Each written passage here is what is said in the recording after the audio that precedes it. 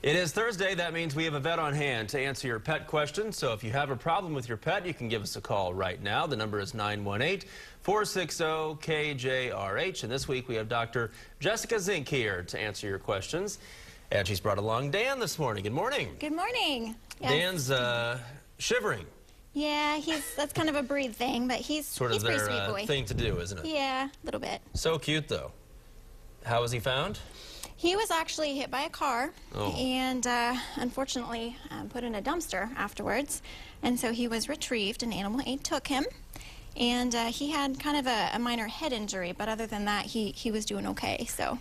No, you wouldn't know it by looking at him. He looks great. No broken bones or anything. Just a little bit of some walking difficulties, but that's improved and he's ready to be adopted. And where can folks find Dan? At Arrow Springs.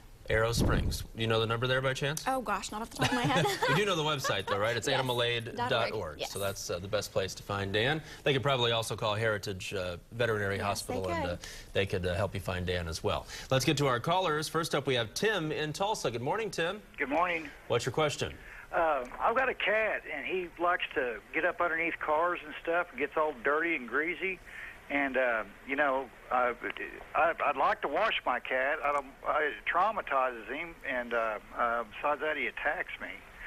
But, like, is there any alternative, or how can I do this without traumatizing my animal? Well, and that's a good question. A lot of times, most kitties in general, they really don't like to be bathed. My cat is not an exception.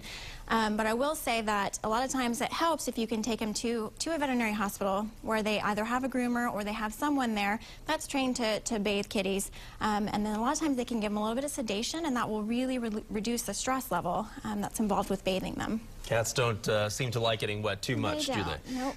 Next up, we have Valencia in Tulsa. Good morning. Good morning. What's your question? Yes, I have a question. I actually don't have a pet, but I was thinking about buying one for my son for Christmas.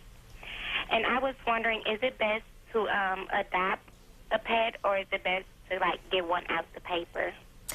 Well, and that's a good question too. You know, there's a lot of different resources out there as far as trying to find a pet for adoption.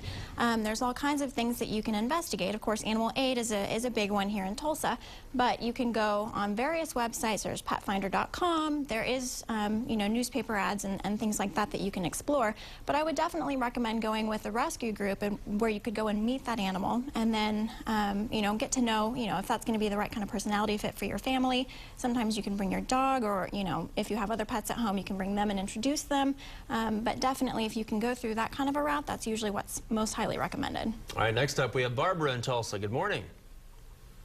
Good morning. What's your question?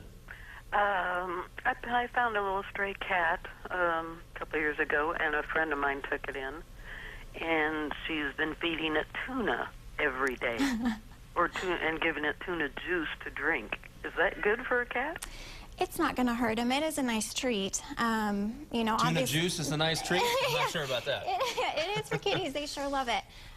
But in general, you know, as long as they have a good quality cat food diet, on top of that every now and then, I don't see a problem with it. It might cause a little bit of GI upset if they're not used to it, but no, it shouldn't cause a problem. All right, thank you, Dr. Zink. And again, if you'd like to adopt Dan here, you can call Animal Aid as well at 918-744-8280 or log on to animalaid.org.